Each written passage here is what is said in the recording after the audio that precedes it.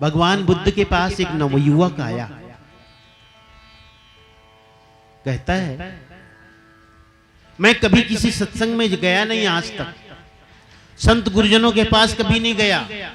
माता पिता सदा मुझे कहते थे, अरे तू कैसा नास्तिक है, न मंदिर जाता है, न संत गुरु के पास जाता है, कहीं जाता आता नहीं, धर्म में भरोसा नहीं करता, विश्वास नहीं रखता, तू कैसा नास्तिक है। लेकिन पता नहीं, आज आपको देखा, आपके दर्शन किया तो मन आपके पास आने का हुआ, चलूं जरा दर्शन करूं, जरा दो बात आपसे करूं।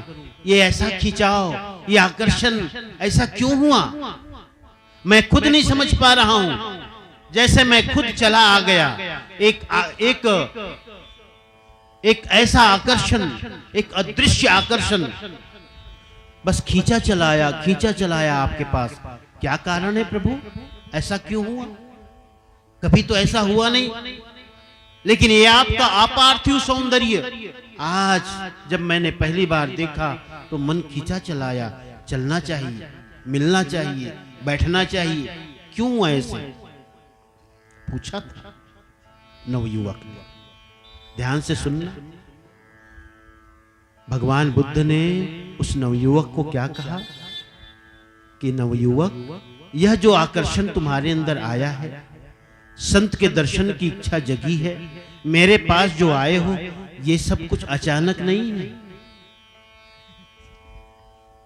अचानक नहीं है, इसके पीछे एक कहानी है। कहे क्या, सुनाओ आप पर, जरा बताओ आप। तब भगवान बुद्ध ने उसकी कहानी सुनाई। नवयुवक, तुम पिछले जन्म में क्या थे पता है? नहीं ना, बताता हूं। तुम पिछले जन्म में हाथी योनि में थे। हाथी योनि में थे, जंगल में आग लगी, सब जानवर अपनी जान बचाकर भागने लगे। तुम भी भागते थे, शरीर भारी, भागे, लेकिन थक गए, एक पेड़ के नीचे खड़े हो गए। कुछ दिन पहले ही वर्षा हुई थी, जमीन में नमी थी, तुम्हारे बाहर से जहां तुम खड़े हुए छोटे छोटे गड्ढे बन गए, पैरों के निशान बन गए। एक गिलहरी भी अपनी जान बचा के भाग रही थी, तुम्हारे पास आई, आकर वो ठिठक गई। उसी समय तुमने पैर उठा लिया, शायद शरीर में खुजली हो गई, शायद तुम्हें किसी मक्खी ने काटी हो, तुमने पैर उठाया, पैर उठाती गिलहरी उसमें दुबक गई। सुरक्षित स्थान जानकर, अरे ये सुंदर जगह है, छोटी जगह है, यहां मैं सुरक्षित रहूंगी, छोटा सा गड्ढा, दुबक गई। तुम्हारी नजर पड़ गई उस गिलहरी पर। जानते हो उससे क्या हुआ? तुम्हारे अंदर एक करुणा का जन्म हुआ, दया का, करुणा का। ओ, ये निरीह प्राणी, छोटा सा जीव, जो मैं पैर रखूंगा ये तो मैं मौत मारी जाएगी। तुम्हारे अंदर एक करुणा का भाव पैदा हुआ, दया का भाव। तुमने क्या किया? पैर रखा नहीं, जमीन पर 3 पैरों पे खड़े रहे, एक पैर उठाए रखा, घंटों हो गए। और घंटों इस तरह खड़े रहने से तुम्हारे पैरों में अकड़न आ गई, जकड़न आ गई, और उस जकड़न के कारण तुम पैर जब नीचे रखना चाहा, तब तक गिलहरी जा चुकी थी।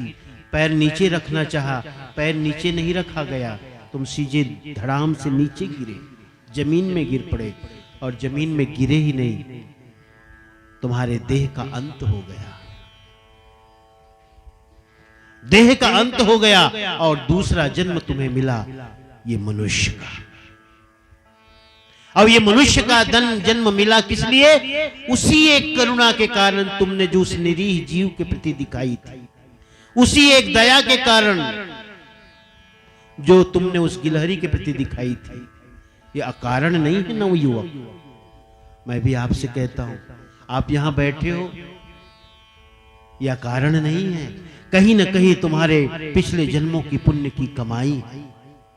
जो सत्संग में आए हो, बैठे हो, सदगुरु की ज्ञान वार्ता सुनने की इच्छा जगी है, या कारण नहीं है, सकारण है। तुम मुमुक्षु हो, तुम जिज्ञासु हो। तो प्यारे हंसजनों, गुरु को पहचानने के लिए तो कोई पुण्यों की कमाई का फल होना चाहिए।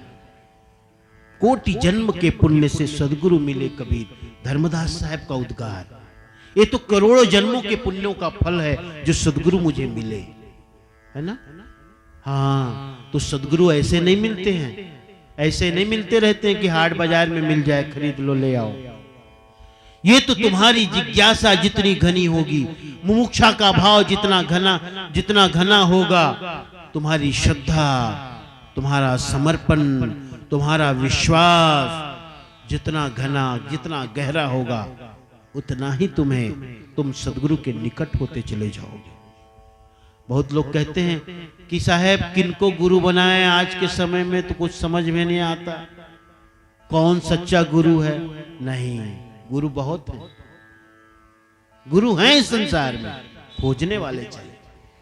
तुम्हारे अंदर श्रद्धा, सच्चा अनुराग है, सच्ची श्रद्धा है, तुम्हें गुरु एक न एक दिन मिलेगा ही मिलेगा। आप गुरु की खोज मत करो, गुरु की प्रतीक्षा करो, खोज मत करो। बस अपनी चाहना को जगाओ, अपनी पिपासा को जगाओ, अपनी श्रद्धा को जगाओ। गुरु मिलेंगे, सच्चे गुरु मिलेंगे। जैसी तुम्हारी श्रद्धा होगी वैसे तुम्हें गुरु मिलेंगे। श्रद्धा के अनुसार गुरु मिलते हैं, भक्ति के अनुसार गुरु मिलते हैं। अगर तुम्हारी श्रद्धा और भक्ति में खोट रहेगी तो उसी तरह के गुरु मिलेंगे। अगर तुम्हारी श्रद्धा सच्ची होगी तो सच्चे गुरु मिलेंगे। तो गुरु को पहचानना जरा कठिन है भाई, कोई कोई पहचान पाता है।